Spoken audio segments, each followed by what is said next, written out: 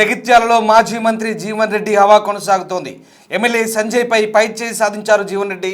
14 వార్డుల్లో స్వతంత్ర అభ్యర్థులు విక్టరీ సాధించారు. స్వతంత్ర అభ్యర్థులుగా పోటీ చేసిన జీవన్ రెడ్డి అనుచరులంతా కూడా గెలుపొందారు. జగిత్యాల మున్సిపాలిటీలో మొత్తం 50 వార్డులు ఉన్నాయి. కాంగ్రెస్ 12, బీజేపీ 4, బీఆర్ఎస్ 4 చోట్ల గెలిచింది. అత్యధికంగా 14 చోట్ల ఇండిపెండెంట్లు గెలిచారు. టికెట్ల కేటాయింపులో అన్యాయం జరిగిందని ఎన్నికల ముందు జీవన్ రెడ్డి తీవ్ర ఆవేదన వ్యక్తం చేశారు. ప్రజాక్షేత్రంలో తేల్చుకుంటామంటూ ఆయన ఓపెన్ ఛాలెంజ్ చేశారు. చెప్పినట్లుగానే బలాన్ని నిరూపించుకున్నారు జీవన్ రెడ్డి. ఈ నేపథ్యంలో జీవన్ రెడ్డి మరోసారి జగిత్యాల మున్సిపాలిటీలో పట్టు నిలుపుకున్నారు. ఇక జీవన్ రెడ్డి ఎప్పుడు ఇంటి పోరు తయారైంది. అక్కడ బీఆర్ఎస్ నుంచి కాంగ్రెస్లో చేరినటువంటి ఎమ్మెల్యే సంజయ్ కుమార్కు జీవన్ రెడ్డికి మధ్య వర్గపోరు కొనసాగుతోంది. ఆయన ఫిరాయింపు ఎమ్మెల్యేగా జీవన్ రెడ్డి ప్రచారం చేశారు. ఆయన బీఆర్ఎస్ పార్టీకి చెందిన ఎమ్మెల్యేగా ఉండి కాంగ్రెస్ పార్టీకి చెందిన ఎమ్మెల్యేగా ఎలా అవుతాడంటూ ఓపెన్గానే ఆయన కామెంట్ చేస్తున్నాడు. ఇటీవల కాలంలో కాంగ్రెస్ హైకమాండ్పై కూడా గుర్రుగా ఉన్నారు జీవన్ రెడ్డి. టికెట్ల కేటాయింపుకు సంబంధించి కూడా కాంగ్రెస్ పార్టీ హైకమాండ్ తీరా అన్యాయం చేసిందని, ఇక తన అభ్యర్థులను గెలిపించుకుని తీరుతానంటూ ఆయన ఓపెన్గానే స్టేట్మెంట్ ఇచ్చారు, ఛాలెంజ్ చేశారు. అనుకున్నట్టుగానే ఆయన నిలబెట్టిన 14 మంది అభ్యర్థులు ఈ ఎన్నికల్లో విజయం సాధించడం తెలుస్తుంది. మొత్తం 14 మంది ఇండిపెండెంట్లు ఈ ఎన్నికల్లో గెలుపొందారు. ఇప్పుడు వారి జగిత్యాల మున్సిపాలిటీలో కీలకం కాబోతున్నారు. మా ప్రతినిధి శ్రీనివాస్ జాయిన్ అవుతున్నారు. శ్రీనివాస్, జగిత్యాల మున్సిపాలిటీకి సంబంధించి మాజీ మంత్రి జీవన్ రెడ్డి మరొకసారి తన హవా కొనసాగిస్తున్నారు. ఇక్కడ పట్టు నిలుపుకున్నట్టుగా అర్థమవుతుంది. స్థానిక ఎమ్మెల్యేపై ఉన్నటువంటి వ్యతిరేకతను జీవన్ రెడ్డి ఈ రూపంలో హైకమాండ్కు తెలియజెప్పే ప్రయత్నం చేస్తున్నారనుకోవచ్చా? సో మొత్తం మీద జీవన్ రెడ్డి పట్టు మరొకసారి నిలుపుకోవడం ద్వారా పార్టీకి తన ఏంటో నిరూపించుకున్నారా?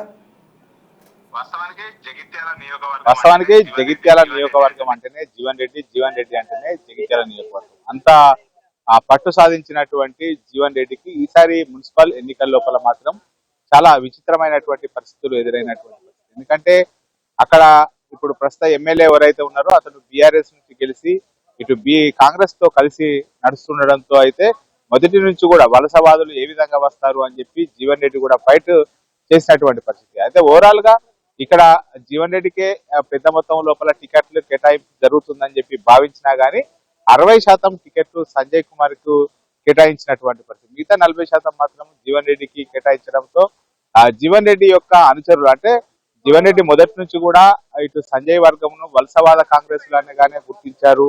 ఆ వలసవాద కాంగ్రెస్ లకు ఏ విధంగా టికెట్ ఇస్తారు అని చెప్పి మొదటి నుంచి కూడా అధిష్టానం వద్ద పేచి పెడుతున్నటువంటి పరిస్థితి. సాక్షాత్ గాంధీ భవన్ వేదిక జరిగినటువంటి మీటింగ్ లోపల కూడా సంజయ్ కుమార్ కు ఇటు ఏదైతే వలసవాదులకు టికెట్ ఏ విధంగా ఇస్తారో అని చెప్పి అయితే అక్కడ గొడవ చేసినటువంటి పరిస్థితి లోపల మున్సిపల్ టికెట్ల కేటాయింపు లోపల కూడా ఇటు జీవన్ రెడ్డి వర్గానికి అన్యాయం జరగడంతో వాళ్ళందరూ కూడా ఇప్పుడు ప్రస్తుతం ఇండిపెండెంట్ గా బరిలోకి దిగుతున్నటువంటి పరిస్థితి.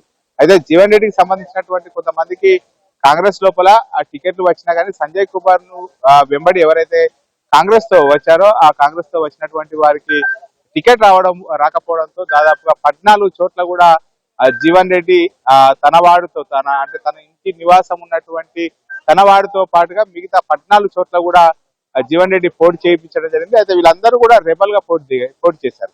అక్కడ వేరే పార్టీతో పోటీ లేకున్నా కానీ కాంగ్రెస్ వర్సెస్ కాంగ్రెసే, అంటే సంజయ్ కుమార్ వర్సెస్ జీవన్ రెడ్డి వర్గీయులుగానే పోటీ జరిగినటువంటి నేపథ్యం లోపల 14 మంది లోపల దాదాపుగా 7 నుంచి 8 మంది విజయం సాధించినట్టుగా అయితే ప్రస్తుతం మనకు ఇన్ఫర్మేషన్ ఉన్నది. ఆ 8 మంది కూడా ఇటు కాంగ్రెస్ ఏదైతే రెబల్స్, అంటే జీవన్ రెడ్డికి తమ అనుచరులుగా ముద్రపడి కాంగ్రెస్ టికెట్ దక్కపోవడంతో వాళ్ళందరూ కూడా ఇప్పుడు రెబల్స్ గా పోటీ చేసి వారిని గడప గడపకు వెళ్లి జీవన్ రెడ్డి కూడా ఇటు వారి తరఫున ప్రచారం చేశారు. మాజీ ఎమ్మెల్సీ జీవన్ రెడ్డికి వయసు పైబడ్డా గానీ ఆ వయసు లోపల కూడా జీవన్ రెడ్డి నిజంగా వాళ్ళందరి తరఫున ప్రచారం చేయడము ఆ సోషల్ మీడియా లోపల చాలా కూడా వైరల్ అయినటువంటి పరిస్థితి. అంటే తనను నమ్మి చాలా రోజుల నుంచి కూడా, ఎందుకంటే జీవన్ రెడ్డి దాదాపుగా కాంగ్రెస్ తో పార్టీతో అనుబంధము 40 సంవత్సరాల అనుబంధం ఉండడంతో తనను నమ్ముకొని ఉన్నటువంటి వారికి కాంగ్రెస్ పార్టీ ఇటు వలసవాదులను తీసుకొని అన్యాయం చేసిందని చెప్పి మొదటి నుంచి కూడా గొంతెత్తితో పాటుగా వారిని ఇంటింటికి వెళ్లి కూడా వీరంతా కూడా నిజమైనటువంటి కాంగ్రెస్ వాదులు, వలస వచ్చిన వాళ్ళు కాంగ్రెస్ ను అతిక్రమించేటువంటి ప్రయత్నం చేస్తున్నారు అని చెప్పి గడప గడపకు వెళ్లి కూడా ఇటు పోటీ చేసినటువంటి సందర్భం లోపల వారి తరఫున ప్రచారం చేశారు. ఈ నేపథ్యం లోపల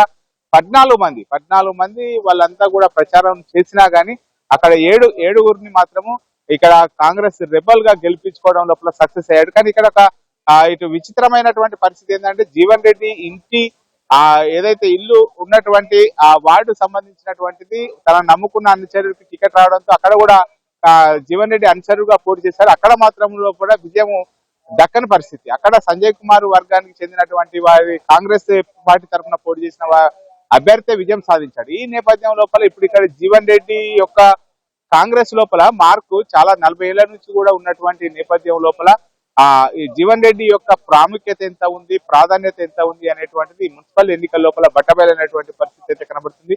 వాస్తవానికి కాంగ్రెస్ పార్టీ జీవన్ రెడ్డిని దూరం పెడుతుంది అనేటువంటిది, జీవన్ రెడ్డిని దూరం పెట్టడంతో పాటుగా ఇటు సంజయ్ కుమార్ ను ప్రోత్సహిస్తుంది అని చెప్పి జగిత్యాల లోపల ప్రధానమైనటువంటి టాక్ నడుస్తుంది. ఎందుకంటే జీవన్ రెడ్డి ఇటు ఎమ్మెల్యే ఎన్నికల్లో ఓడిపోవడము, తర్వాత ఎంపీ ఎన్నికల్లో ఓడిపోవడంతో జీవన్ రెడ్డికి ఇప్పుడున్న పరిస్థితి లోపల రాజకీయాలకు సూట్ కాదు అని చెప్పి అయితే జీవన్ రెడ్డిని ఒక ఇంత పక్కకు పెట్టేటువంటి ప్రయత్నం జరుగుతున్నటువంటి నేపథ్యం లోపల ఇప్పుడు 14 మంది ఇండిపెండెంట్ లోపల 7గురిని తాను మొత్తం కూడా వాళ్ళ యొక్క గెలుపు బాధ్యతనంతా కూడా తన భుజస్కంధాల పైన వేసుకొని గెలిపించినటువంటి నేపథ్యం లోపల జీవన్ రెడ్డి ఇండిపెండెంట్ గెలిపించడం లోపల తన మార్కు చూపెట్టాడని చెప్పుకోవచ్చు. ఈ నేపథ్యం లోపలనే జీవన్ రెడ్డి యొక్క ప్రాముఖ్యత, ప్రాధాన్యత మరొకసారి కాంగ్రెస్ లోపల పెరిగినటువంటి నేపథ్యం. ఎందుకంటే జీవన్ రెడ్డి కూడా చాలా సార్లు కూడా అధిష్టానం దగ్గర మొరపెట్టుకున్నాడు, ఆ అధిష్టానం పైన గొంతెత్తాడు. కానీ ఎన్ని చేసినా కానీ జీవన్ రెడ్డికి మొదట అధిష్టానము జగిత్యాలకు వచ్చి వారిని బుజ్జగించేటువంటి ప్రయత్నం చేసింది. కానీ ఆ బుజ్జగింపులు ఎన్నిసార్లు చేస్తామని అనుకున్నారో, ఎన్నిసార్లు అలకపోయినా కానీ జీవన్ రెడ్డిని పట్టించుకునేటువంటి పరిస్థితి లేకపోవడంతో ఇప్పుడు స్వతంత్ర అభ్యర్థులను నిల్చుండబెట్టి 7గురి పైగా విజయం సాధించడంతో జీవన్ రెడ్డి యొక్క మార్కు జగిత్యాల లోపల స్పష్టంగా కనబడ్డట్టుగా మనకు అర్థమవుతుంది. సో జగిత్యాల్లో జీవన్ రెడ్డి తన హవా కొనసాగించారు, ఇండిపెండెంట్ అభ్యర్థులను గెలిపించుకున్నారు. మొత్తం 14 మంది గెలిచారు. అందులో సగం మంది జీవన్ రెడ్డి క్యాండిడేట్సే ఉన్నారు. అధిష్టానం టికెట్ల కేటాయింపులో తన అనుచరులకు అన్యాయం చేసినట్టు జీవన్ రెడ్డి ఓపెన్గానే అధిష్టానంపై మండిపడ్డారు. ఇక ప్రజాక్షేత్రంలోనే తేల్చుకుంటామంటూ ఓపెన్ ఛాలెంజ్ కూడా చేశారు. చెప్పినట్లుగానే బలాన్ని నిరూపించుకున్నారు జీవన్ రెడ్డి. జగిత్యాలలో స్థానిక ఎమ్మెల్యే సంజయ్ కుమార్కు జీవన్ రెడ్డికి మధ్య పచ్చగడ్డి వేస్తే భగ్గుమంటోంది. సంజయ్ బీఆర్ఎస్ నుంచి రావడంతో ఫిరాయింపు ఎమ్మెల్యేలు వలస ఎమ్మెల్యేగా ఆయనపై ముద్ర వేసి జీవన్ రెడ్డి మొదటి నుంచి కూడా అసంతృప్తి వ్యక్తం చేస్తున్నారు. సందర్భం దొరికినప్పుడల్లా ఈ ఇరువురి మధ్య వాగ్వాదం కూడా జరుగుతుంది. కాంగ్రెస్ అధిష్టానంపై అసంతృప్తిగా ఉన్నారు జీవన్ రెడ్డి. ఈ నేపథ్యంలో ఇక తన పంతం నెగ్గించుకున్నారు. తన మనుషుల్ని గెలిపించుకోవడం ద్వారా ఇప్పుడు జగిత్యాల మున్సిపాలిటీలో కీలకంగా మారారు జీవన్ రెడ్డి.